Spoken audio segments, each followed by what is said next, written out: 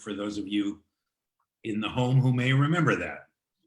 Billy was nominated for an Oscar for writing Captain Phillips, and he wrote a small little blockbuster called The Hunger Games.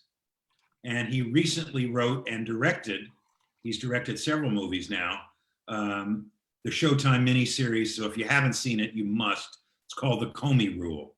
And not only is it enlightening and helping you understand what was going on at that time, the performances are brilliant. And Billy, sorry, I gotta turn off my phone. Billy did an amazing job as a director.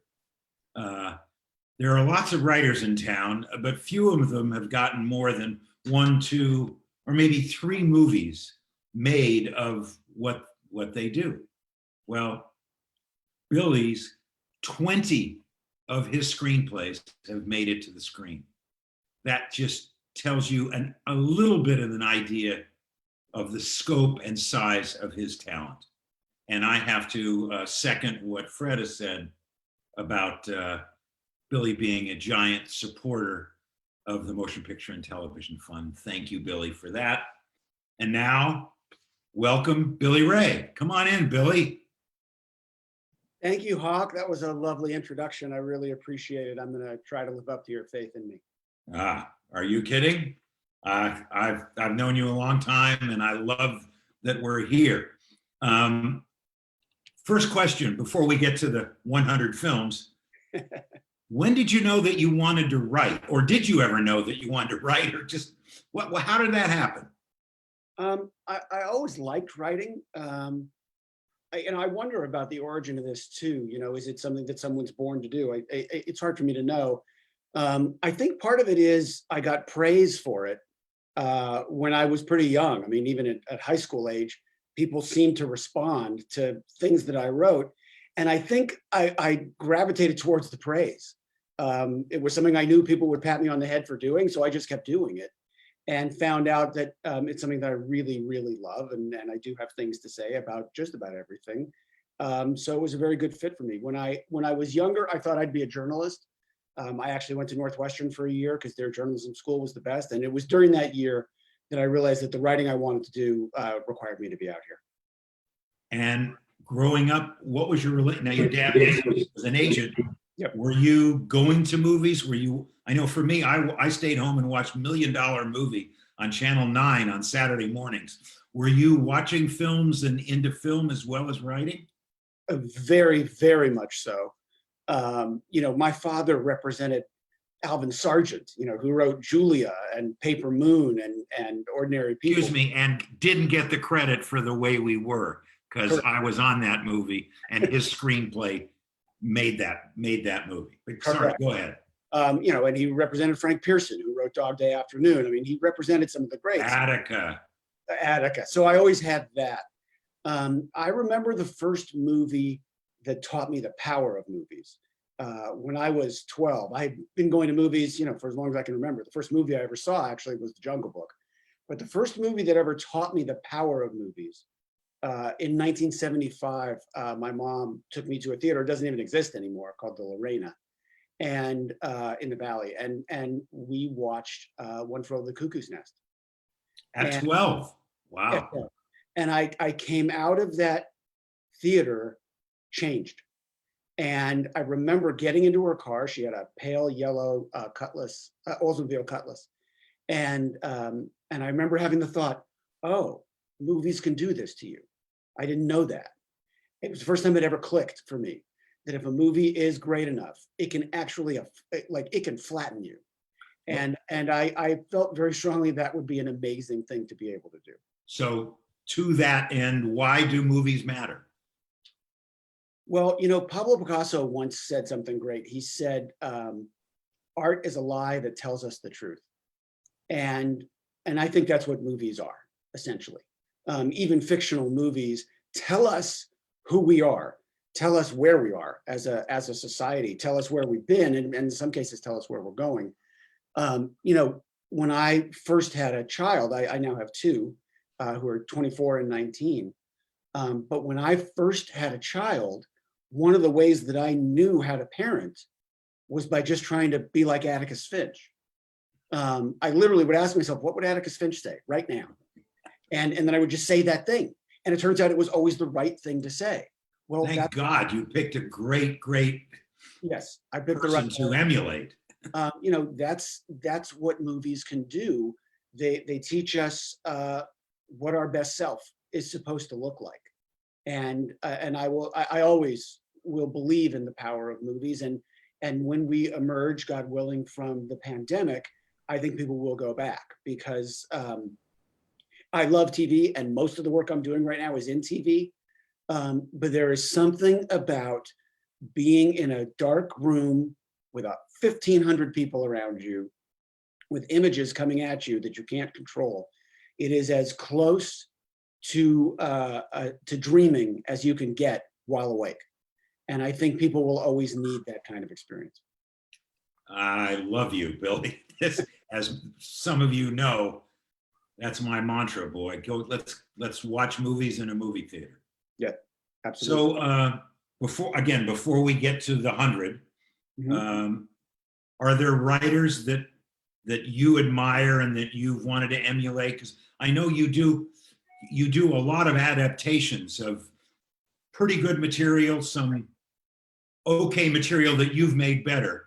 Are there writers throughout, other than Nunnally Johnson, of course, who maybe you go, wow, that's, you know? Well, I always say that I don't admire any of my contemporaries because I'm too busy grudging them their success. It just takes too much time. But yes, of course, there are lots of contemporaries of mine that I admire greatly. But in terms of the writers that made me become a writer, I would go back to the greats of the 70s. I would absolutely go back to William Goldman, probably top of the list for me. You know, if there's a Mount Rushmore for screenwriters, Bill Goldman's certainly on it. Patty Chayefsky, absolutely incredible writer. Alvin Sargent, as we mentioned. Coppola, who won his first Oscar not as a director but as a screenwriter of Patton. Although this is a controversial thing to say given how the world has turned out, but you know, Woody Allen, certainly one of the greatest writers ever. Billy Wilder and I.A.L. Diamond, incredible. You know, if I go down that kind of list, those are people whose work I've been shooting for it ever since. You know, when I was 19, I saw The World According to Garp, directed by George Roy Hill, who's one of, I think, the most underrated American director ever. Brilliant. For those of you who don't know, you also did a small movie called Butch Cassidy and the Sundance Kid. Yeah, and The Sting. Yes, and The Sting. And Slapshot. And George Roy Hill was incredible. But when I walked out of Garp, and I was floored by that movie, and I wrote a letter to Steve Tessage, who had adapted the book, had written the screenplay. He had already won an Oscar for Breaking Away. Anyway, so I wrote him a letter, and because my dad could get it to Tessage's agent, it got to Tessage. And one night I'm sitting in my apartment, I'm 19 years old, I'm a sophomore at UCLA, my phone rings, and it's Steve Tessage. Wow. And we had this conversation, and he had loved my letter. And at the end of the call, he said, well, I'm looking forward to seeing what happens to you. I can tell you're going to write the kind of movies that I'm going to want to see. So can you imagine at 19 getting that from Steve Tessage, who then tragically died way too young, shortly thereafter? You know, that kind of pat on the head, that can fuel you for 20 years. And it never left me. You know, writers have pulled me along ever since I started, and I've been, you know, standing on the shoulders of giants for 32 years now. So you were writing, and you became successful as a writer, but did you also always want to direct, or was it something that you kind of fell in? No, I actually found writers who talked about wanting to direct to be pretty annoying. And I didn't want to be that cliche, because every writer was running around saying, I really want to be a director. And I hate the idea of being, you know, common in that way. But then I was working on a movie with our dear friend, Greg Hoblet, It was Arts called, War. which I had written. Right. And we were in Prague in January, and it was an exterior scene, and everybody on that set was freezing their ass off. Prague in January is ridiculously cold, and I was sitting in a trailer, warm and comfortable, and something about that felt wrong. I remember thinking, I'm not suffering enough for my art. I'm not out in front of this movie in the way that Greg is. And sure enough, the movie came out, did not do well. Greg got crushed, and I went off and wrote 3 more movies. And something about that really troubled me. The idea that when you're a writer, you can always hide behind the director. And that director will always take the bullets for the movie, good or bad. And it was time to find out if I was grown up enough to do that job. So I decided, there was a script I had written, a tiny independent movie called Shattered Glass. It had no nudity, no car chases, no gunfights, nothing blew up. It had none of the craft-driven stuff that I knew I didn't know how to do. It was just, can you get tone? Can you get performance? And it was time to find out if I could do those things. And then it turns out I loved the job. Writing has been very, very good to me, but writing is a solitary existence, and directing is so much more fun. You're just surrounded by people all day long. You're leading. You're trying to inspire people to give you their best. You get to say please and thank you 1,000 times a day to let people know how much you need them and how much you value them and how much they're helping you.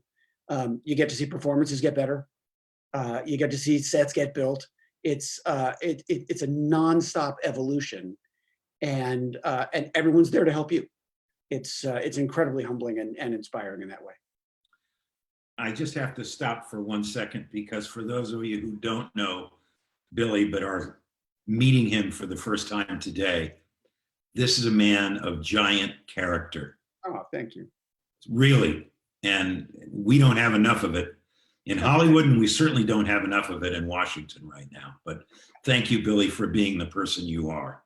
Right back Now, at are there directors, now that you're directing, are there directors as you go back and go, wow, who are those directors? Well, Billy Wilder, Spielberg, of course, Kubrick, John Ford, George Roy Hill, for sure, Coppola, Pakula. Those people have just floored me. Yeah, there are a lot of them. There are a bunch of them. And then there are people who have made, what we're about to go through is, I made a list of the 100 greatest English-speaking movies of all time. I don't call them my 100 favorites. I call them the 100 greatest because I think I'm the authority. And I get to decide what the 100 greatest movies But it's English speaking. There's no Jules and Jim. There's no Fellini. Right, just all English speaking. There's nothing like that, because I don't think that list can actually be made. I mean, I think once you're into, European films and Kurosawa and, all the great films coming out of Latin America, there's just no way to make that list without doing a terrible disservice, not only to some filmmakers, but to entire countries. So I limited myself to English-speaking movies. But I got it right. I went through the list, Okay. and you may not know this, but there were only 3 directors that got 4 movies on your list. And it was the first 3 that you mentioned. Correct. Wilder, Spielberg, and Kubrick. Yep. Got 4. Yep. Woody got 3. Yep. A lot of people got 2. Mm-hmm. Polanski But got any rate, just so you know, you were close. Polanski got 2. Coppola got 2. Pakula got 2. Koch got 2. Koch got 2. Not as a director, No, but I worked on Chinatown and Heaven Can Wait, and my dad was the producer of Manchurian Candidate. So the Koches got 3. It's funny, as I was looking over the list, I thought Hawk probably worked on 60 or 70 of these movies. That is the level of my regard for you. Thank you. I worked with a lot of these people that were on these movies. Oh, yeah. So what we're going to do, Okay. what we're going to do is we're going to go through the list from 100th on down to the to the top 10. Okay. And we'll talk about why, and what's this, and if you remember something, you have a favorite moment in a movie, or Sure. is there a piece of dialogue that you remember that made a difference? And I think everybody will have fun with that. And I've got a few trivia questions. Before we start, I want to make sure that anybody who's out there watching has a pen and a piece of paper in front of them, or a laptop, or something they can write on, because I want to see what movies they write down before we start. And then we'll see if I've done justice to those movies. I can tell you right now, Gone with the Wind is not as high on my list as it is on yours. And I'm very happy to discuss why that is, but we'll get there. Okay.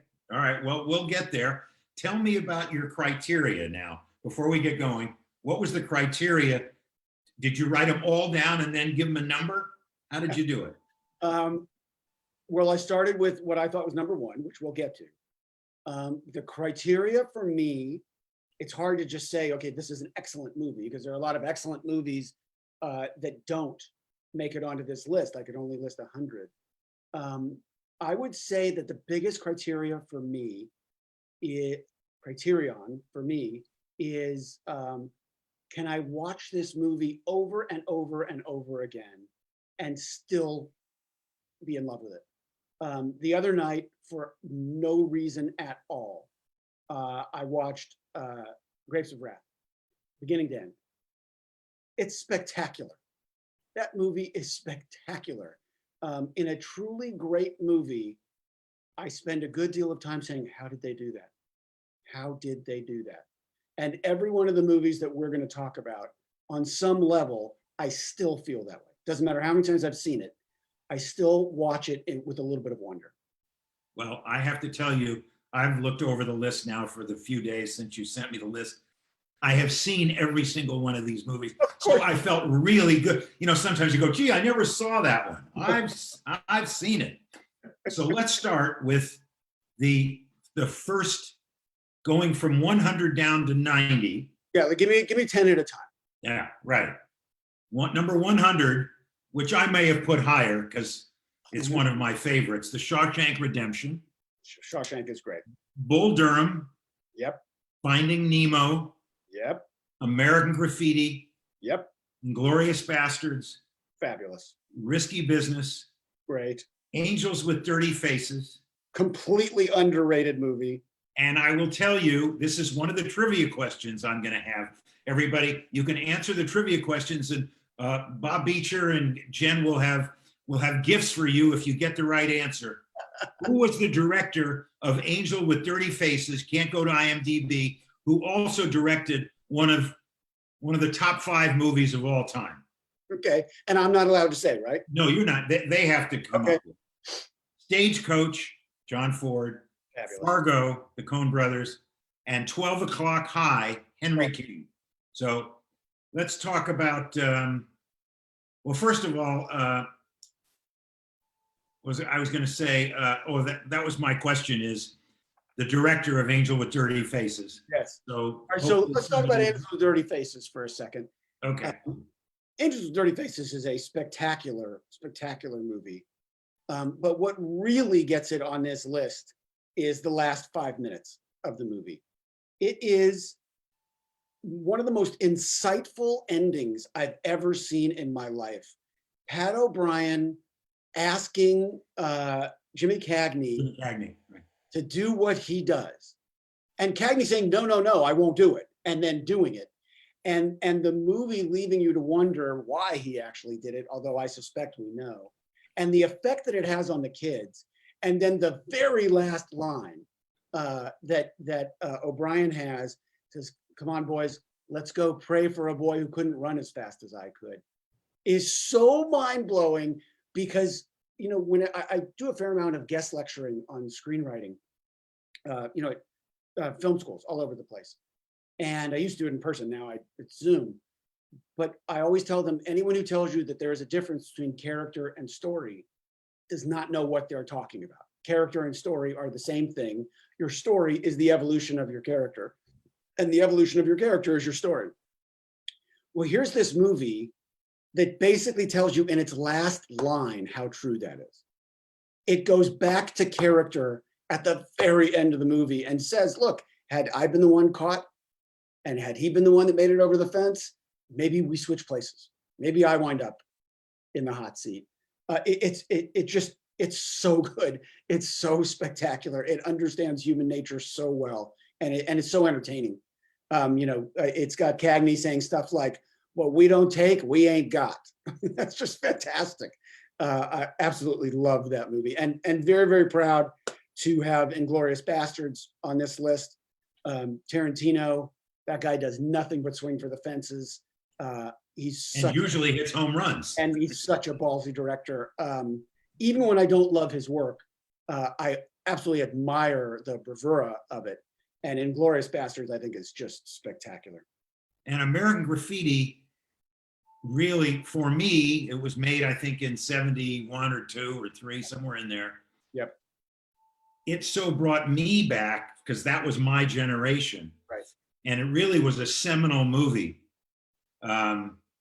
for me. And as a matter of fact, there's a few movies that aren't on the list. And I wanted to bring up one that was a seminal movie Okay. for a whole generation. Okay. And I wondered what your take was. Sure. It's called Easy Rider. Yep. Okay, so here's my deal with Easy Rider. Okay, I saw it in undergrad film school at UCLA. Obviously, I recognize the power that it had and the timing, the way that it caught a moment in our history. But just straight up filmmaking, I just don't think it's that great. I'm sorry, and it's not a movie that I could watch 5 times and never get tired of it. So for that reason, I had to ding it. Okay, that's fair. Thank you. The first movie that won Best Picture, Best Director, Best Actor, Best Actress, Best Screenplay isn't on the list. And I can watch this one over and over again. It happened one night. I got to say, it happened one night. There you go. May be a great oversight here. There are only 3 movies in history that won Best Picture, Best Director, Best Screenplay, Best Actor, Best Actress. And that's It Happened One Night, Cuckoo's Nest, and Silence of the Lambs. And the other 2 are on the list. Right. I may have to go back and reconsider It Happened One Night. I don't know. It feels a little dated when I watch it. I don't know that I could watch it over and over again. And I don't know what movie I would ding. So here's what we'll do. Let's you and I keep It Happened One Night in our pocket. Okay. And if we come upon a movie that I suddenly say, I think I gave that movie too much weight, maybe we can just slot that in there. Okay. But I wouldn't, there's no movie in that top 10 that I would move out. No, not the top 10, but I'm sorry, in my bottom 10. There's no movie okay. in my bottom 10 that I would move out to make room for It Happened One Night. I wouldn't move out 12 O'Clock High or Fargo or Stagecoach or Angels or Risky Business, Glorious Bastards, American Graffiti, Finding Nemo, no way. Bull Durham, amazing. Shawshank, no way. Oh, Jen has a question. I just want to offer, I will be the one keeping notes here. And if people are going to call in and, give angry comments, I'll buffer as much as I can, but. That's fine. Okay, thanks, Jen. Thanks, I honey. All right, let's go to number 90 down to 81. Okay. Pulp Fiction, Oh, fab. Harold and Maude, Rear Window, Yep. Diner, Yep. The Killing Fields, Oof. Last Picture Show, JFK, Fabulous. Raging Bull, Yep. Inside Out, which I love, and I love Pete Docter, Back to the Future. Yeah, okay. So let me just start with Raging Bull. There's a number beside it which will tell you where AFI put that movie in their top 100. And I'm sure 24, number 24. Okay. So I know everybody freaks out over Raging Bull, and Raging Bull is amazing. Okay, it's great. But Raging Bull is a movie that you admire more than you feel, to me. I remember Raging Bull when it was up for Best Picture against Ordinary People. And everybody was, completely losing their minds over Raging Bull. And I thought Ordinary People was a better movie. I thought it was much more moving. I thought it was much more revealing about human behavior. It stuck with me. I have one movie poster up in my office, and it's not a movie I wrote. It's Ordinary People. Just because I think it's, for one thing, we'll get to Ordinary People in a second. But the other movie that I want to talk about in that group of 10 is JFK. I know Oliver Stone is basically a crazy person, but I want to tell you, if you were going to teach a class in directing, just the craft of directing, and by that I mean the number of arrows in a director's quiver and how they are used to conspire to tell a story, I don't know that you could find a better example of directing than JFK. It is so magnificently mounted in terms of lighting, pace, sound, film stock, music, performance, makeup, hair, effects. It's mind-blowing how well directed that movie is. And like I said, I know the guy is slightly nuts, God bless him. I once went to do a director's commentary, a DVD director's commentary. And I happened to walk into the studio right after Oliver Stone had done his director's commentary on JFK. And Stone recorded 12 hours of director's commentary on a movie that I think is 3 hours and 15 minutes. So that's who we're dealing with here.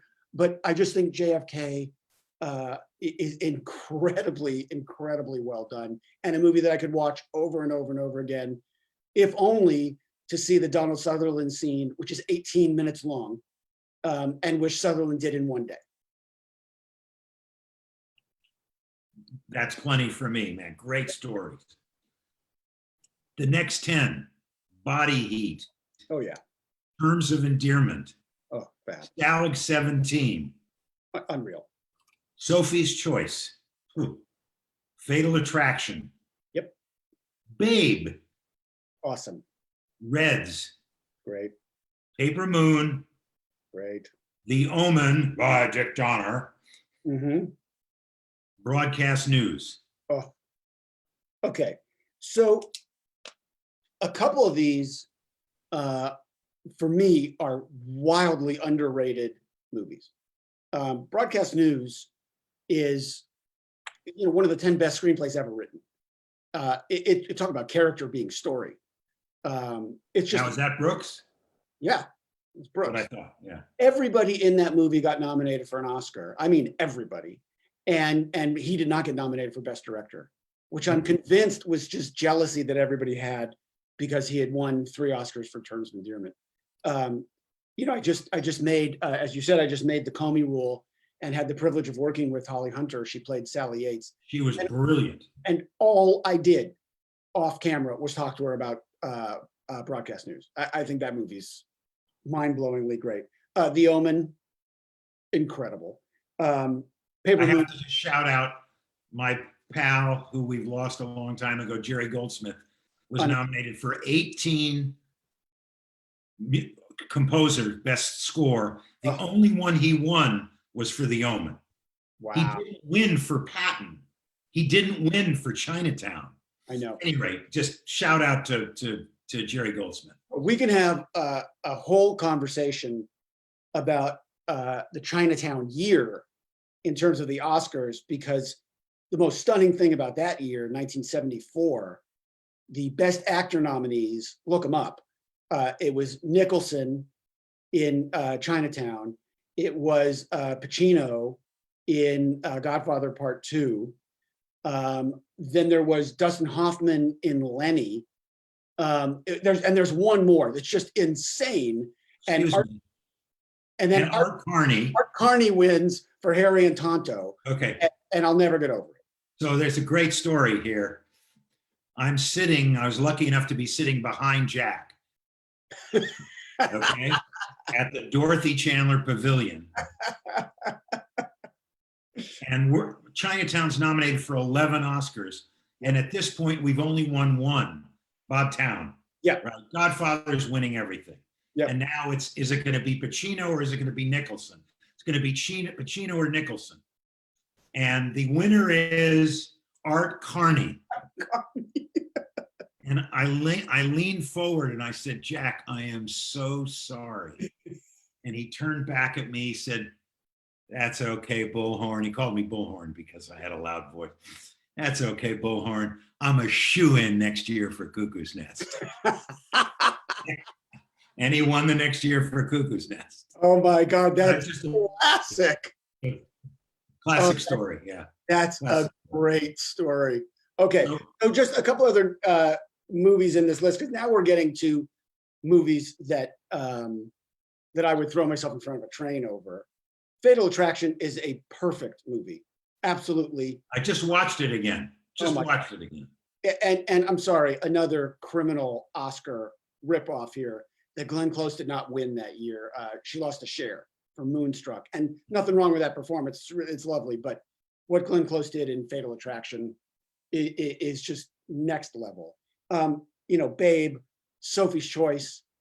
You could make the argument that Sophie's Choice might be the best acted movie of all time, you know, between Meryl Streep and Kevin Kline and Peter McNichol. I mean, it's unreal how beautiful that movie is, and an incredible score by Marvin Hamlish, who killed it.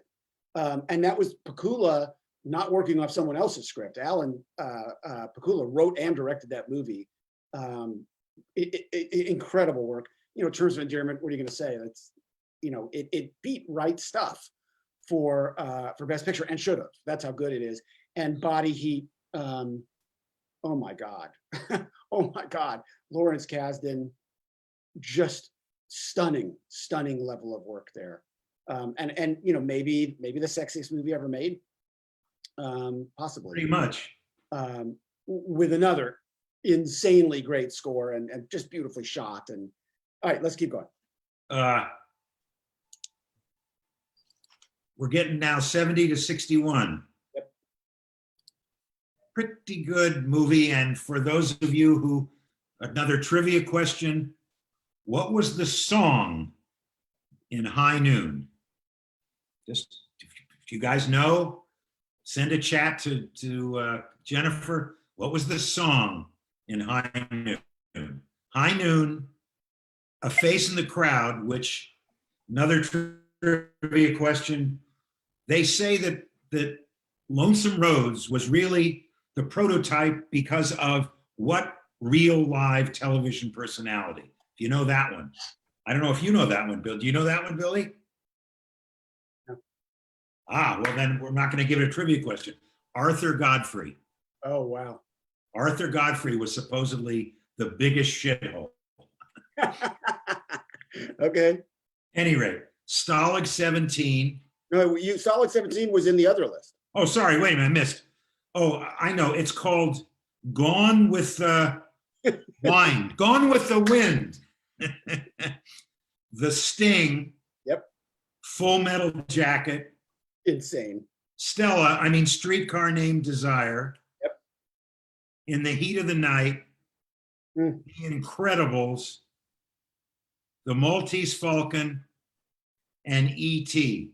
Boy, that's 61 to 70. A lot of those are in the top 10 for a lot of people. Absolutely. Okay, so a couple things about that.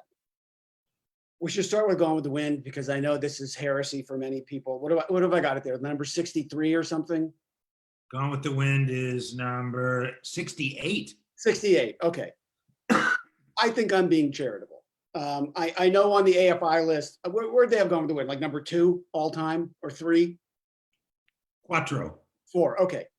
Let me tell you something, okay? It's on the list because it's so epic. But Scarlett O'Hara is the most annoying character maybe ever, okay? She's got Rhett Butler. This guy is so cool, and she won't shut up about Ashley, who is a nothing. He's a 0. I literally don't get it. I don't understand why everyone freaks out over Gone with the Wind. First of all, it's a pro-slavery movie, so you know you got to lose some points for that. But just on a strictly character level, what the hell? Who in the world thinks that Ashley Wilkes is a better catch than Rhett Butler. So every time that she walks past Rhett Butler to get to Ashley Wilkes, I want to reach through the screen and strangle her.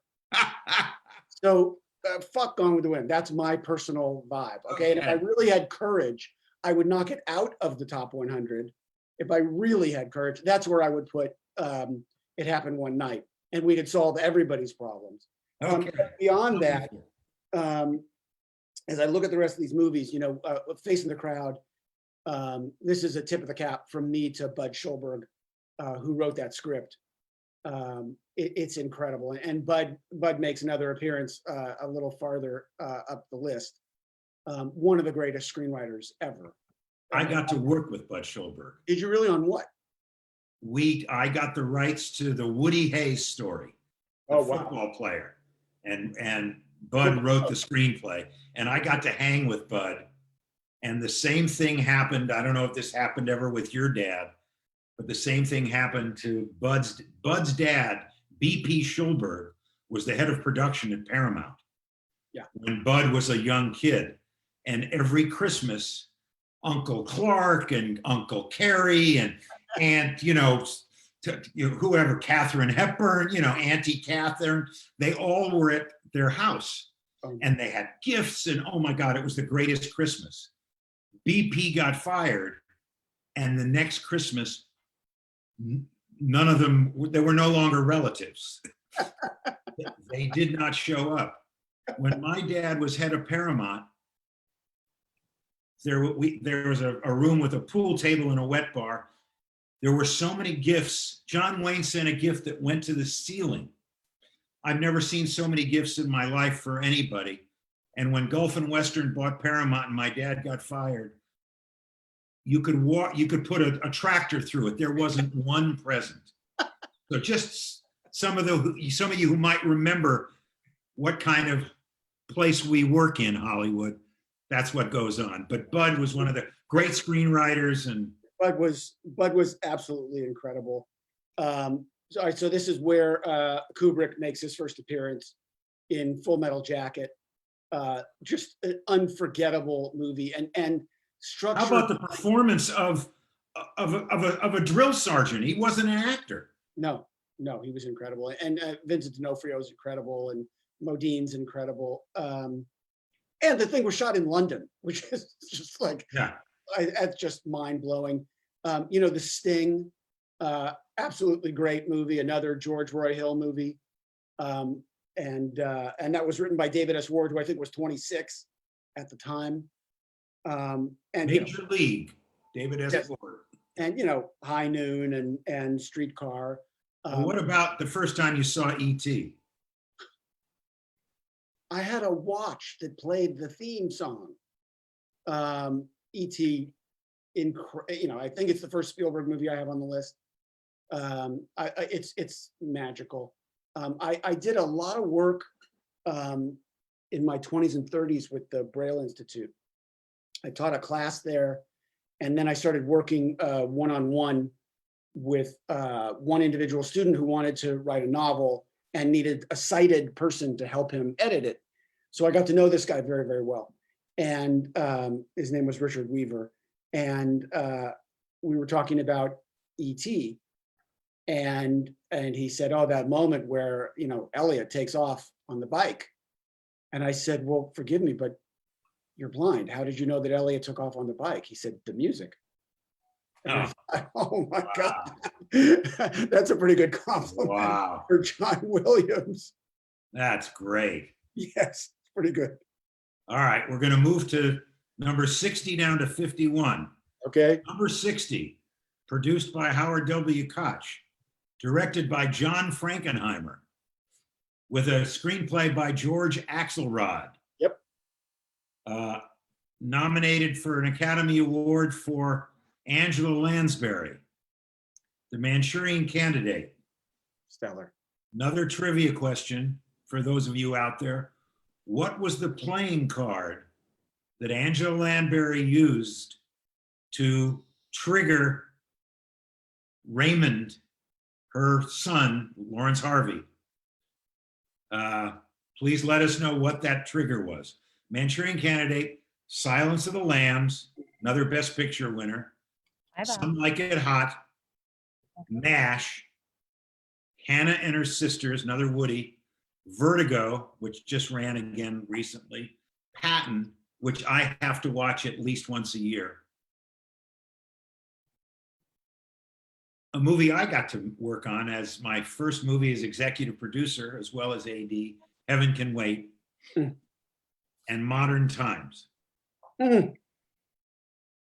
Okay, so Modern Times is there as sort of a catch-all for just Chaplin in general. I happen to love that movie. Manchurian Candidate, Silence of the Lambs, you can't argue those. Some Like It Hot, it's just shockingly good. Heaven Can Wait is, to me, I don't know, just in terms of sheer movie star charm, I don't think you can beat it. I don't think you can top what Warren Beatty does in that movie. I mean, just being a movie star. And that was his first picture as a director. I know, with Buck Henry, right? Right. Hannah and Her Sisters is amazing. Yeah, Vertigo, I'm not the first person to mention Vertigo. I will tell you, I'm now getting a little soft on MASH. And I'm starting to think if I've got MASH way too high on this list. And I got Elliot Gould on the phone. What? Excuse me. Oh, no. And I'm going to circle that and give it some more contemplation. I think I've overdone MASH there, because the truth is, I tried to show it to my 19-year-old son during the pandemic. And he's a very discerning film watcher with incredible taste. And it did not move him at all. And he didn't think it was funny. So I may have to reevaluate that one. What do you think? Well, Elliot and I did about 4 movies around that time. So he became, and still is, a very close friend. He's amazing. And I love Altman movies. Okay. Nashville, loved it. McCabe and Mrs. Miller, loved it. But MASH, again, was about a time in one's life. Yep. And I think the reason it caught a chord as a television series, again, was for the same reason I thought it was a great movie. Yep. Is that those characters in that situation, that horrible situation, reminds me of that great moment in Paddy Chayefsky's Hospital, where the nurse is on top of the guy who's bleeding to death, saying, "If you don't give me your Social Security card number, I can't take care of you." It's one of those absolutely ridiculous moments. Yeah, I'm going to rewatch it. The thing about MASH is the most powerful anti-Vietnam War statement of all time, and never says the word Vietnam, because they said it because it's Korea. Right, they said it in Korea. Yes. But it, of course, released during the Vietnam War and became this very powerful part of that conversation. But again, just 10 great movies. All right, we're moving on here because we've got quite a bit to do. And we're now in my top 50. Top 50, here we go. 2 Sidney Lumet movies right in a row. Dog Day Afternoon and Network. Yep. Raiders of the Lost Ark. Yep. The Candidate. Fabulous. Toy Story, definitely. The Sound of Music, I got to work with Wise too. Being There, I got to work with Ashby. Tootsie, I got to work with Pollock. The Best Years of Our Lives, and Lawrence of Arabia. Now, Lawrence is usually up there in the top 10. Yes. Okay. So where did AFI put Lawrence of Arabia? 5. Okay. It's another shockingly overrated movie because the first half is maybe the best movie ever made. It's incredible. And the second half makes no sense. It just completely peters out. It had no narrative drive at all. So, all right, I'll let it in my top 50 because people have such a reverence for it. And because it has that incredible Robert Bolt line where someone asks Lawrence, "Why do you like the desert so much?" And he says, "It's clean." That's pretty great. That got it on the list. But as I look at the other ones, would I take Lawrence of Arabia over Best Years of Our Lives? No way. Tootsie, that for me, Tootsie for me is Sidney Pollack's best movie. Being There is shockingly great. Hal Ashby. Sound of Music, I don't think I need to defend Sound of Music. Toy Story, so great. And I have several Pixar movies on this list because Pixar's making better movies than anybody else in the last 20 years. The Candidate, another wildly underrated movies. One of Redford's best performances. Oscar-winning screenplay by Jeremy Larner, directed by Michael Ritchie. Incredible movie. Raiders. There's Spielberg again. And Network and Dog Day. Those are two of the best screenplays ever written. And those are Sidney Lumet at his absolute peak. Oh my God, was that guy great in the 70s? It's unbelievable to me when I hear movies being made today that shot 75, 85, 100 days. Sidney Lumet, 30 days, 34, 36. Yeah. And boom, it's like, I think Eastwood does the same kind of stuff. Does.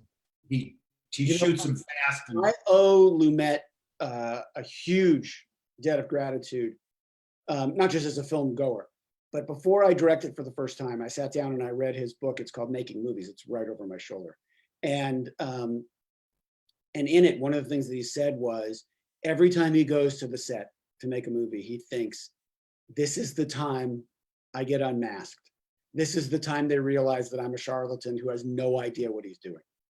And I thought, okay, if the guy who made Dog Day Afternoon and Network and Serpico feels that way, then I guess it's okay for me to feel that way and to feel a certain kind of imposter syndrome, which you always feel when you direct a movie. You always feel like, all right, for some reason they're listening to me. And as long as they're still listening, I'm going to still tell them what I think we should do. But I know I'm not smarter than the grip. That kind of imposter syndrome, you never get over it. But knowing that Sidney had it made me feel a lot better. It's a great story. Sidney Pollack, who I did several movies with, was being asked questions about the end of The Way We Were. Sidney, how come you shot that? How did you know to shoot a low shot on Barbara and Bob when they get together in front of the Plaza Hotel? It was so brilliant, and he came off stage and we were talking and he said, you remember Howie? He said, we had to shoot up because we couldn't get the cars down below to get the modern cars. So exactly to your point. Yeah, I was doing a Q&A once after a movie I directed called Breach. And at the end, there was a shot where cars go off in opposite directions. And this guy came up to me and he said, it was so brilliant how you had them drive off in the shape of the cross. And I said, thank you very much. I really appreciate that. I'm glad you noticed. Like, what are you talking about? That's the thing about directing. You don't need to be a prick. You don't need to go out and actively seek credit because you're going to get credit for everything anyway. You're going to get credit for things you didn't do. So you might as well be generous with your cast and with your crew and make sure that they are feeling loved and that they are feeling appreciated. Because at the end of the day, nobody's going to come up to you and tell you, oh, wow, your grip did a great job. They're going to credit you. So you're going to get all that. So give it to them while you're shooting. Excuse me, one grip I will give credit to, it's a guy named Art Brooker, who was the key grip on Deliverance. Oh, wow. Everything in the rocks, in the water was Art Brooker. Art, if you're listening up there, buddy, you were amazing. Oh my God. All right, we're moving on to number 40 to 31. My Fair Lady, George Cukor. Tevye, Fiddler on the Roof. Yep. All That Jazz, one of my favorites. Incredible. 2001. Yep. West Side Story. Treasure of Sierra Madre. Mr. Smith Goes to Washington. Wow, wow, wow. The Doomsday Machine. Dr. Strangelove. Uh-huh. Godfather 2, which, funny enough, a lot of people would have put higher. Okay, but AFI has it exactly where I have it. I know. And The Bridge on the River Kwai. Okay. All right. So now we're getting into a whole other level, right? Bridge on the River Kwai, you could put that in anybody's top 10 and nobody would blink, right? Just a stunning, stunning movie. And for a movie that didn't fall apart at the end, got even bigger at the end. Totally agree. And I don't love all David Lean movies, but We heard. man, do I love that movie. Godfather 2, you know, if there had never been a Godfather 1, Godfather 2 would probably be in my top 10. But, you know, you lose points on this list just for not being the original. It's incredible. It's got a structure, a writing structure that's unlike anything I've ever seen before. You know, I'm never going to say a bad word about Godfather 2. Strange Love, Mr. Smith Goes to Washington. You know, I love me some Capra. Treasure Sierra Madre. You want to talk about just human behavior? Incredible. What's his character name? Fred C. Dobbs. Fred C. Dobbs. Fred C. Dobbs. You know, West Side Story. Unbelievable. 2001, completely seminal movie that changed movies forever. All that jazz is another one of those movies.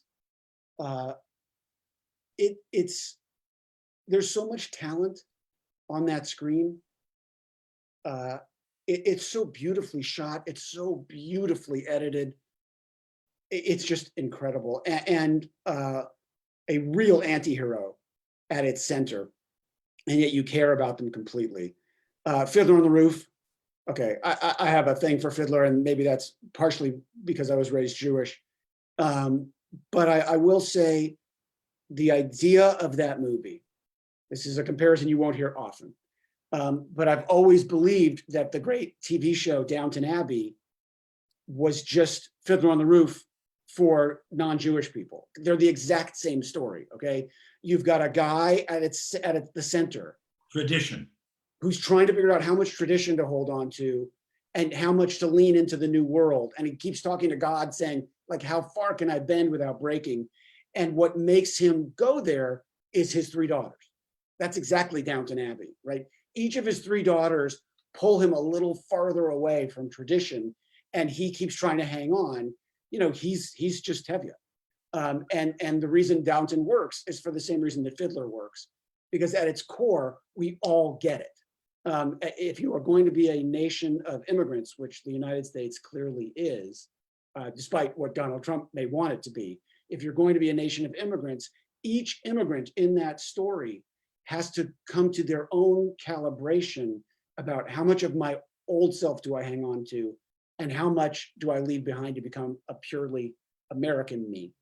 And that's what Tevye is dealing with, and I think that's why it strikes the chord that it does. Did you ever want to talk to Julian Fellows or ask him anything about that? I would love to talk to Julian Fellows. I also love the fact that he wrote every episode of every season.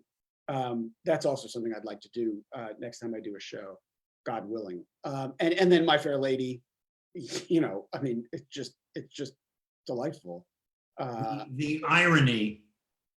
Yes. For those of you who may not remember, but everybody was talking about Audrey Hepburn winning the Oscar from My Fair Lady, and Julie Andrews did it on Broadway, Yes. and everybody was upset that Julie Andrews didn't get to play the role. Julie Andrews ends up winning the Oscar for Mary Poppins. That's right. And I can tell you, everybody that I know that is of a certain age group is still pissed off that Audrey Hepburn got that part. Like, if you went to go talk to my Uncle Freddie or my Aunt Bonnie about My Fair Lady, they'll still say, no, Julie Andrews should have played that part. She had it on Broadway and she could sing.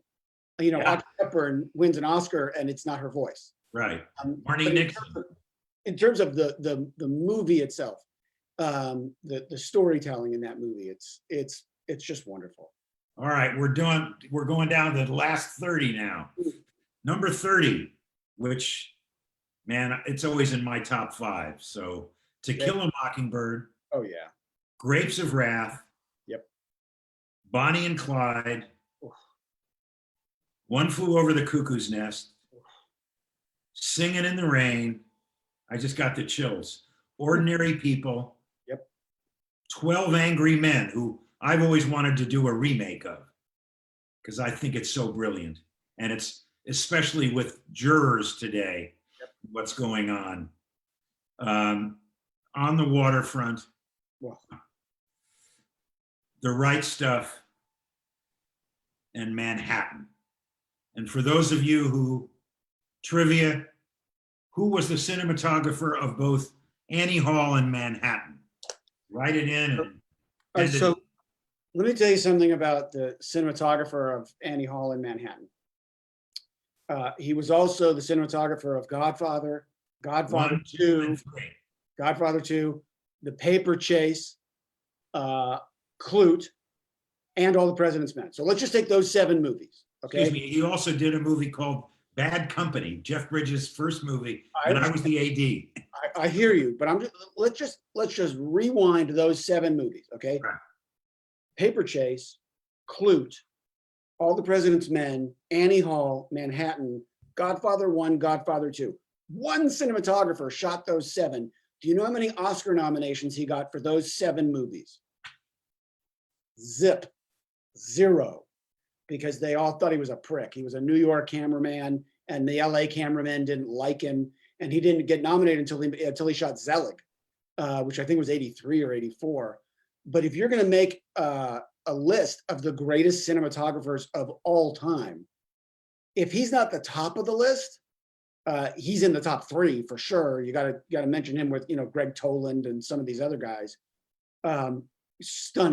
Stunning work, and there's never been a better looking movie than Manhattan. So as I make 4 movies with him. So as I go down the rest of this list, this is another one of those pockets of 10 where you could make the argument about any of them being top 5 all time. And I know people don't generally think of Ordinary People in that way, but it's that good. And another way to think about Ordinary People is it's the greatest monster movie ever made. It's the most perfectly structured monster movie ever made. In a monster movie, there's a monster, and the hero doesn't know that it's there, and hears about it, and then says, no, it's not really a thing, and then realizes, okay, maybe it is a thing. I'm starting to see bodies piling up, and then realizes, oh my God, there is a monster, and then realizes, oh my God, the monster is in my house. Now what do I do? That's Ordinary People. It's perfect. Absolutely incredible screenplay. 12 Angry Men. Alvin Sargent, sorry, for those of you. Alvin Sargent, of course. 12 Angry Men, probably the least visual idea in the history of cinema. It's literally 12 guys in a jury room, and yet it's electrifying. It's incredible. It's riveting. You can't look away from it. Cuckoo's Nest. Again, I've already talked about Cuckoo's Nest. That movie destroyed me. Bonnie and Clyde. I still don't understand how those performances happened. They're incredible. Arthur Penn's best movie by a long shot. And unless I'm remembering it wrong, that was written by Robert Benton and David Newman. Written by Robert Benton and David Newman. Benton went on to direct this movie I talked about, The Bad Company, Kramer versus Kramer. He won 2 Oscars. Places in the Heart. Places in the Heart. Places in the Heart, he won an Oscar, yeah. But on the set was Bob Town. Bob came to the set. Bob was friends with Warren. Right. And I've done several movies with Warren, and I must say that sometimes he can get in his own way, but there isn't anybody who loves movies more or has who is so focused on what he wants that it takes him forever to make up his mind. Right. But yes, Arthur Penn did an amazing job. I believe Warren had an awful lot to do. Warren was the producer of that. He was the producer. And remember, Bonnie and Clyde gets released, does no business, right? And Warren gets Warner Brothers to re-release the movie. That's Warren. And then it becomes this phenomenon. Yes. I absolutely love that movie. And On the Waterfront, another Bud Schulberg, Elia Kazan partnership. That Brando in that movie is nuts. He's so great. And Eva Marie Saint. Oh my God. And Eva Marie Saint. I got to meet her once and tell her how much I loved her work in that movie. And then, Singing in the Rain. If I were going to make a list. Someone asked me to do this once. My 3 favorite movie scenes of all time. One of them is the title number from Singing in the Rain. Just seeing him do that and seeing how many long shots there are in that movie. This was not like quick cutting to make someone look like they could dance. This was him. And I think he had 102 fever the night he shot that scene. Gene Kelly, that whole movie's a masterpiece. It also, by the way, is the first movie that my son ever watched beginning to end. When my son was like 2 years old, you know, we always had videos around and he would watch pieces of things. And then one day he came downstairs and Singing in the Rain happened to be on TV. And that kid sat there and watched a movie from beginning to end. I'm telling you, he was 2. And it has a very special power for people of any age. Absolutely incredible movie. I can't argue with any of it. We're moving to the top 20 now. When we get to the top 10, I want to do them one at a time. Yeah, okay. Yeah, definitely. Number 20, Butch and Sundance. Another movie I was fortunate enough to work on, Chinatown, which I'd move up, but I'm prejudiced. It's a Wonderful Life. Oh my God. Cabaret. Yep. Rocky. Yep. Kramer versus Kramer, Robert Benton. Yep. Jaws, changed the way we watch movies. Yep. Citizen Kane, changed the way we watch movies. All About Eve, and A Man for All Seasons. Okay, so I want to take a little more time on this one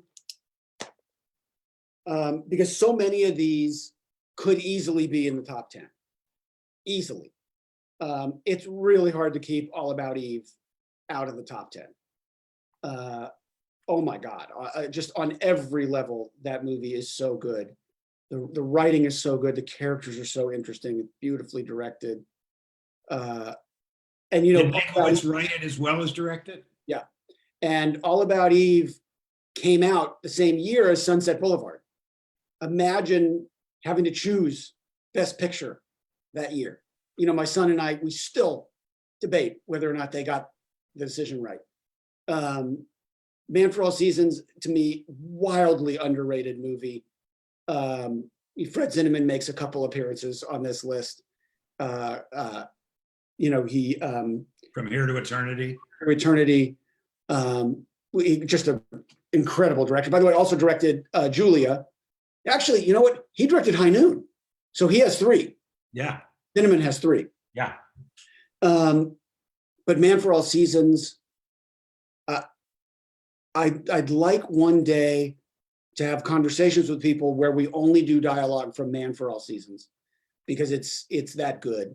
And I will also add, it's not a movie that people watch that much anymore. Go back and look at the scene between Orson Welles and Paul Scofield. He plays the Pope, right? No, he plays Cardinal Wolsey. Cardinal, right. But he had the red, I remember he had the Fighter and the whole thing. And I will say that the dialogue between those two, for me, is the best dialogue of any scene ever written. You got to watch it tonight. It's incredible. You know, Citizen Kane. I'm just piling on Is here. that Robert Bolt? Yeah, that was Robert Bolt from his play. Robert Right. Bolt, who also wrote Lawrence of Arabia. Right. Little side story. Sorry to interrupt. Chicago. I'm running Raystar, and we bought the book Burr by Gore Vidal about Burr, Hamilton, the whole thing. Yep. We've sold it to ABC Movies. Going to be a mini series. Robert Bolt wants to write the mini series. I call the executive at ABC and say, we've got Robert Bolt. And the executive says to me, who's Robert Bolt? That's Hollywood. Sorry, go ahead. Okay, well that's the Jeff Sagansky, Fred Zinnemann story, which I'm sure you know. Yes. Okay, so Jaws. I don't know that a movie can be executed at a higher level than Jaws. Jaws for me goes in that list with some other movies on this list that are a little farther down. Back to the Future, Fatal Attraction, pure popcorn movies. that are executed at such a high level that they turn themselves into classics. Jaws absolutely is that for me. Kramer versus Kramer. You just can't get human behavior any better than that movie. I teach that script all the time. I teach Rocky all the time. Rocky is perfection. I just Kevin want to tell you a quick story about Kramer. In 1978, Kramer won Best Picture. In 1979 or 77, 78, I can't remember exactly, Ordinary People won Best Picture. No, it was 79 and 80. 79, 80. Okay, you got the dates right. Kramer versus Kramer did 200 million at the US box office. Ordinary People did 50. And I always thought, for me, tell me if I'm right or wrong, in Kramer, even though they both had, family stuff, in Kramer, Benton let you off the hook and you laughed and you cried and then he sucked you back in. Whereas Ordinary People, you were like this the whole time. And I think audiences enjoy being moved and back and forth. Think I'm right? I think you're absolutely right. Yeah, I mean, Kramer versus Kramer it's just stunningly good. All right, so let me tell you a little thing about context and why context matters in a movie, okay? And I talk to screenwriting students about this all the time. I'm gonna pitch you a movie and you tell me if you're interested in that movie, okay? You ready? We'll see what kind of executive you are and what kind of pitcher I am. All right, so there's this showgirl and she meets a guy who's kind of gay, but they hang out for a while. And then they meet another guy who's really rich, but also kind of gay. And they hang out for a while. And then she gets pregnant and then she has an abortion and the movie's over. Okay, that's my pitch. Who's buying that pitch? Nobody. And I go up to you and I say, well, wait a minute. What if I set that same story in 1930 Berlin against the rise of the Nazi party? And I'm going to call it Cabaret. Now who's it, right? Think about what context does to that movie. The most tawdry story ever, but set in that context, all the characters become archetypes and all the emotional colors come out and everything becomes so freighted with dread. You want to reach through the screen and say to those characters, don't you realize what's about to happen here? Don't you know you're about to be witness to the greatest murder in the history of the world? Like, shake yourselves. Context is everything in that movie. It's one of the best directed movies you'll ever see. It was Fosse at his absolute best. The stage play had been phenomenal. It's a Wonderful Life. Bananas how great it is. Chinatown, you could make the argument one of the 4 or 5 best screenplays ever written. Polanski at his absolute best, making a movie that had something so dark to say about the human condition. Because essentially that movie, if you boil it down, that movie says the rich get away with murder. That really is what the movie's saying. And yet it's so heartbreaking and so entertaining. And then Butch, this is the beginning of William Goldman putting himself up there on the Mount Rushmore of screenwriters. I don't know that you could find 2 better movie characters than Butch and Sundance, and the way that it was shot. Connie Hall, just, oh my God, going from sepia to color, and the other thing about Butch that I love so much, and I talk to screenwriting students about this all the time, is really George Roy Hill's best movie. But part of what's so amazing about it is it has such incredible metaphor to it. And by that, I mean, they're being chased by this super posse that has no face.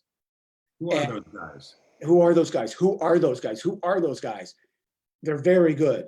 But name me a movie where you never see the bad guy. I mean, it's never been done before and it's never been done since, okay, ever. And of course, the super posse is their past catching up with them.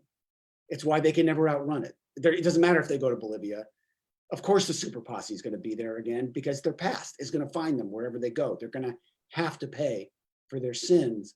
That's pretty ballsy screenwriting. It's just it's miraculously done. Okay, so All right, we're going to the top 10 now. so number 10. All the President's Men. Okay, there was a long stretch of my career where I had this number 2. That's how much I love All the President's Men. That's how seminal it was for me as a writer director.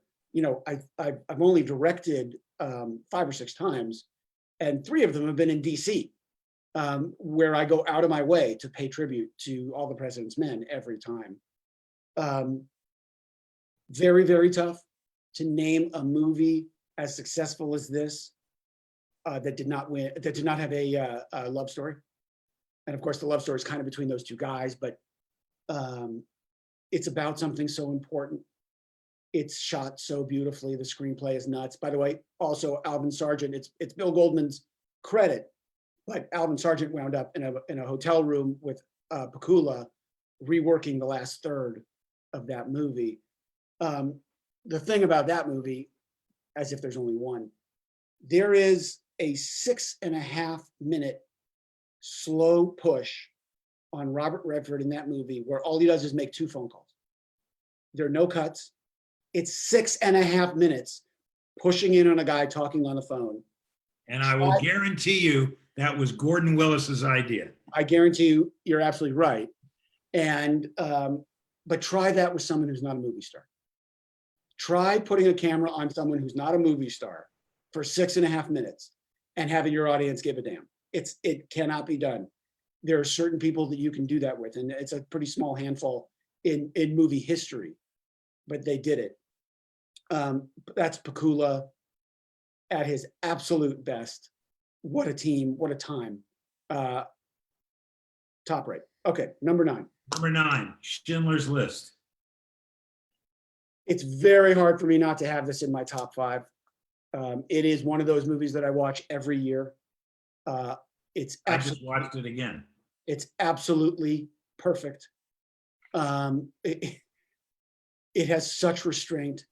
It's so beautifully told. Steve Zalian wrote the script.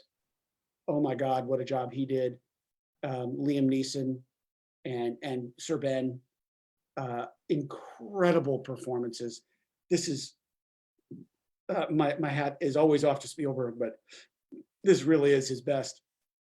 And I don't even know a movie to compare it to. The ending of the real people putting the stones on the grave, I still cry. I mean, you just... It's shocking. And speaking of my son, when he was 12, I started to show him all the great movies, and this was one of them. And my wife said to me, "You think it's too much for him?" I said, "Well, we're going to find out." So I showed him Schindler's List one night, and we talked about it. And then I woke up in the morning, and I went downstairs, and he was sitting in front of the TV saying, "Can we watch it again?" And that was pretty rewarding. All right, what's number 8? Amadeus. Okay. Milos. This is a ridiculously underrated movie. It did win Best Picture, I think, in 1984. Peter Shaffer wrote the script. This is a perfect movie. It's about something really interesting, envy. Salieri, incredible lead character who is, so loathsome in so many ways and yet so compelling. I have to say, Mozart's kind of the bad guy in the movie. From Salieri's point of view, what a great bad guy. Tom Hulce was brilliant. Tom Hulce was brilliant. F. Murray Abraham, brilliant. Every frame of it is beautiful to look at. Every word of it is perfectly crafted. The costumes, and of course, the way they used Mozart's music. Milos Forman, when you think about his career, you think about this and Cuckoo's Nest. I happen to love the movie Hair. I love the movie Ragtime. See, if you haven't seen his Czech film, Loves of a Blonde. Never saw it. Find it. Okay, so that's how his American career happened. Yeah. He's just one of the greatest filmmakers.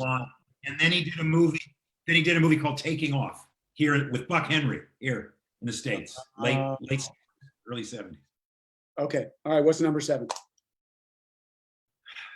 Sunset Boulevard. Okay, so this is where I land on the Sunset Boulevard versus All About Eve. debate, okay? I was very, very fortunate to meet Walter Mirisch when I was first becoming a writer, like 1988, 1989. And, you go into Walter Mirisch's office and, he uses Golden Globes as Bookends. bookends. Thank you. The word left my head. But we were talking about Sunset Boulevard, which was not his movie. And in 1989, he said to me, if you made Sunset Boulevard today, it would be daring. Can you imagine how daring it was in 1950 to make that movie, to tell that relationship between those characters? I don't know what to say about that movie. Norma Desmond is, one of the greatest characters of all time. This is Billy Wilder just with a laser beam digging into his characters and exposing their behavior and their flaws. When you get that studio note as a writer, hey, can we make the character more likable? You kind of want to send them a DVD of Sunset Boulevard and say, it's really not about making them likable. It's about making them compelling. It's about making their behavior, their human behavior, recognizable. I don't know that anyone ever did that better than what they did in Sunset Boulevard. Walter Mirisch did have something to do with the next one, The Apartment. We're now getting into the pantheon of, the holy of holies in these movies. You could easily make the argument that The Apartment is the best movie ever made. It doesn't have the size of some of these other movies. It's not epic in that way, but just in terms of character and tone, it's another one of those. You watch it and you just say, how did they do that? How did they do that? How did they think of that moment with the compact, with the broken mirror inside, which is one of the greatest reveals in movie history. Jack Lemmon, CC Baxter, what a character. And just, I talk all the time to students about, if you want to expose what a character is, give them dilemma. Just keep giving them tough choices to make, and we'll find out who they are under pressure. Look at the choices this guy has to make over and over again in that movie. It's one great revealing dilemma after another. And by the way, good for Billy Wilder. He gets number 7 and number 6 in my top 10. Wait, Fred McMurray, between that and the one with Barbara Stanwyck, what a shit. Postman always rings twice. No, not Postman. Double Indemnity. Double Indemnity, right. Right, sorry. All right, Okay, so we move on from The Apartment. The top 5 now. Number 5, The Graduate. Okay. I go back and forth between 5 and 4, and we'll see when we get to 4, which should be over the other. And on any given day, I could flop these two. The Graduate, when I think about the moment in time in which it was made, 1967, same year as Bonnie and Clyde, and In the Heat of the Night, by the way, not a bad movie year. And yet somehow they're nominated.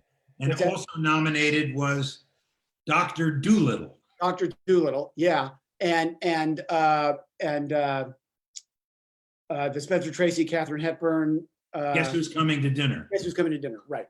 So, and Mark Harris wrote that incredible book called Pictures at a Revolution about those 5 movies. And Raging Bull, something or other. That other book that, what's his name wrote?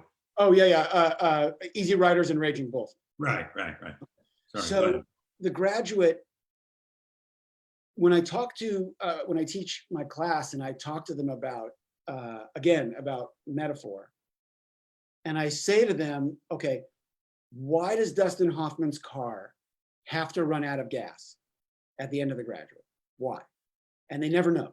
And I say, because his parents gave it to him, right? The entire movie is about rejecting his parents' values. There's no way that something his parents gave him can solve his problem for him. He's going to have to solve it on his own. And they plant in Act 1 that he's capable of it because they keep calling him the track star.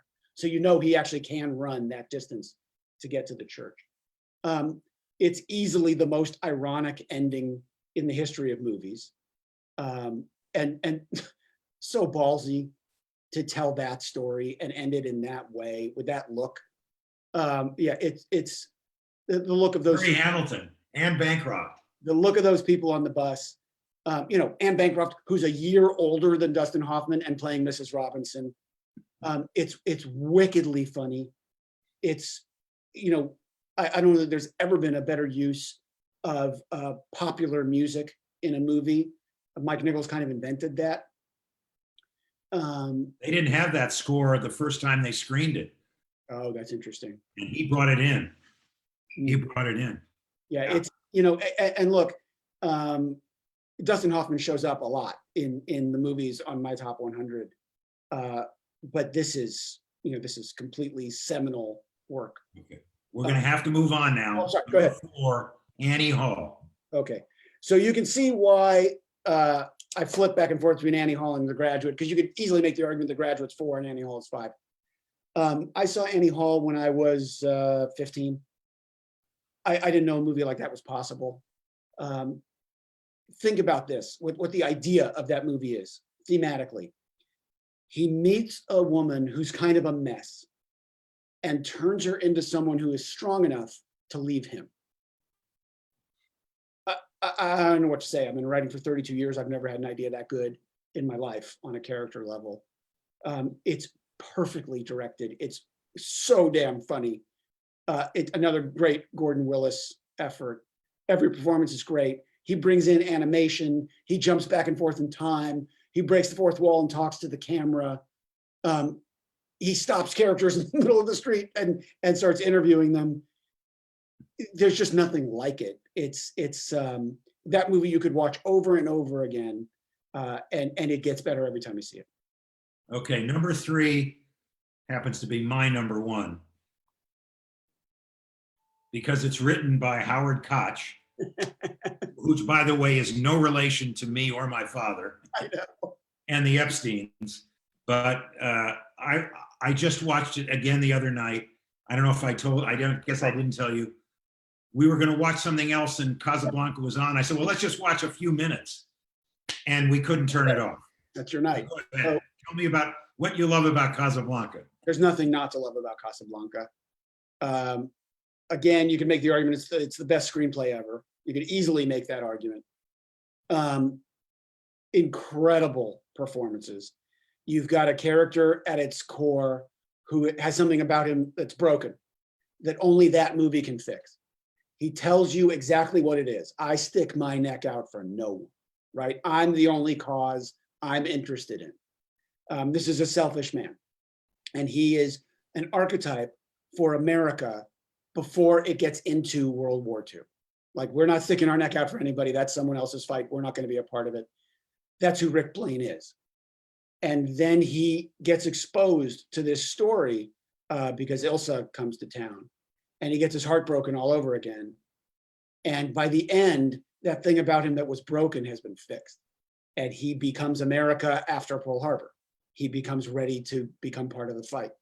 And it's, again, I'm repeating myself. It easily could be number 1. It's absolutely perfect. Michael Curtiz, who also directed Angels with Dirty Faces, beautifully directed movie. It looks great. It's funny, which is surprising since it's got Nazis running all over the place, and Ingrid Bergman's face. How do you beat that? Number 2. Yep. We're off to see The Wizard of Oz. Okay, so in my fantasy of fantasies, I make a movie that 80 years later, people still revere. That it still has something to teach us. It's still beautiful.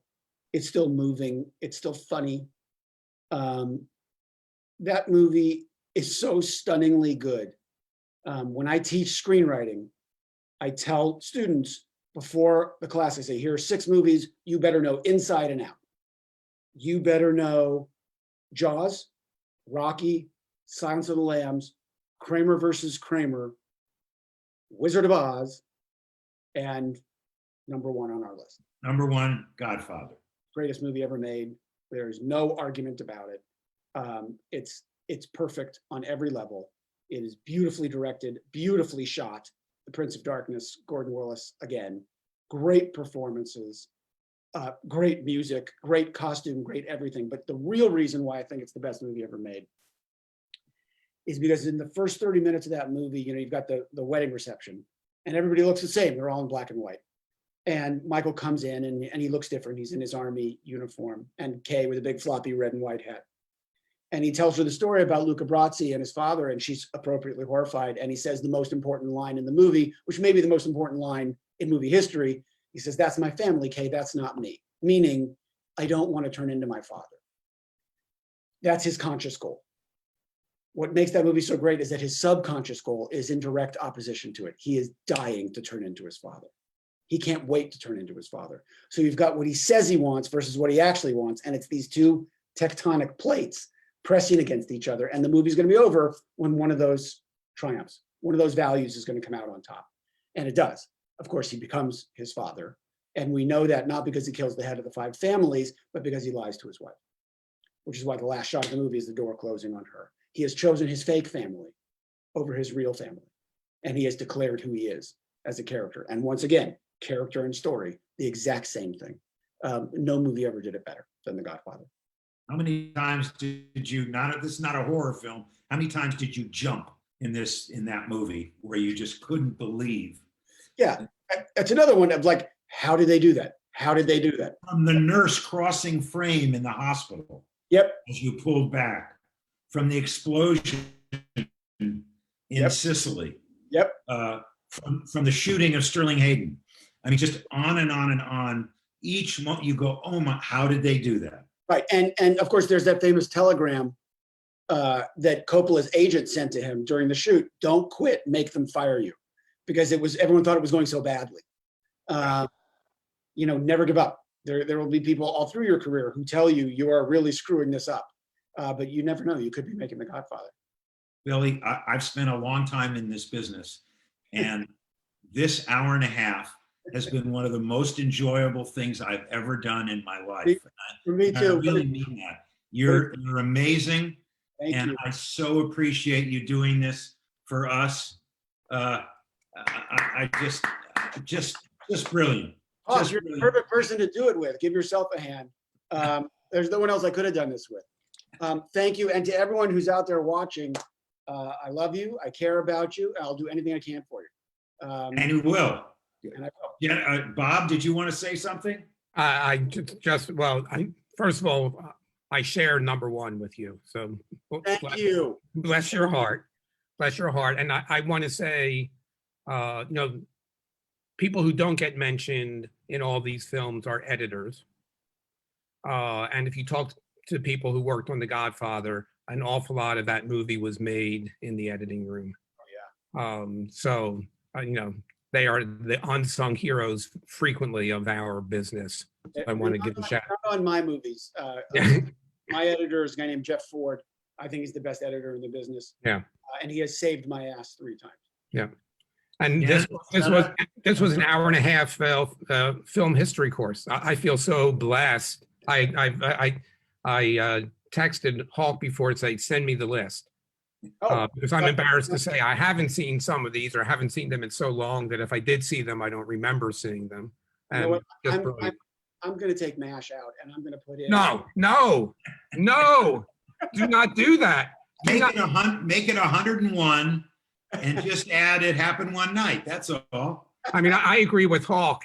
I mean, for people of an age, that movie is, was so powerful.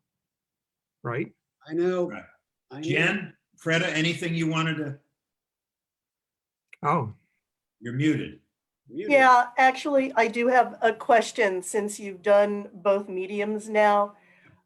What's your feeling about doing movies versus the multi-episode medium? Well, screenplays have been very, very good to me. I mean, screenplays gave me a career for a long time, and I love them. But there's something about the forced economy of 110 pages versus, oh, I have an entire year or 5 years to arc a character. That's a lot of fun. I mean, over the course of the pandemic, because I didn't want to be watching news all day and freaking myself out, I wrote season 1 of a show. And that was a great treat. Like I wrote 10 episodes of a show that I'm now going to go out and sell. You never get to do that when you're writing a screenplay. Ever. Yeah. To have that much time to arc your characters, it's pretty special. And I also think there is some ground that the feature business has surrendered to television that I hope it will reclaim, but I see no signs that they're actually trying to do. And Great, thank you. I have a couple of quick things. First, thank you for putting Amadeus in your top 10. I think that is a brilliant movie. Of course.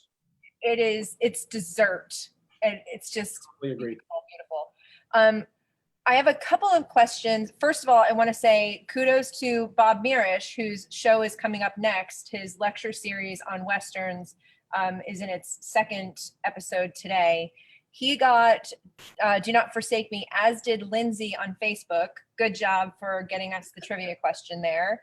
And Lindsay thought it was the Jack of Hearts for the Manchurian Candidate, and Bob said it was the Queen of Hearts. Queen of Hearts. Queen of Diamonds. Queen of Diamonds. Sorry, Queen of Diamonds. Oh, so everybody got it wrong. Queen of Diamonds.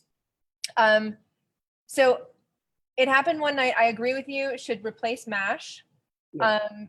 I was a little surprised that with your love of William Goldman, we didn't see The Princess Bride on this list. You know at what? all. You're absolutely right. That is a horrendous oversight that I now have to think about. Okay. Billy, will you think about The Conversation as well? Yeah, I love The Conversation. I love The Conversation. I'll give that another think. Okay. I also, this is a conversation for another day, and I really hope that you come back to Organized Chaos for maybe like the best of the worst list. Sure.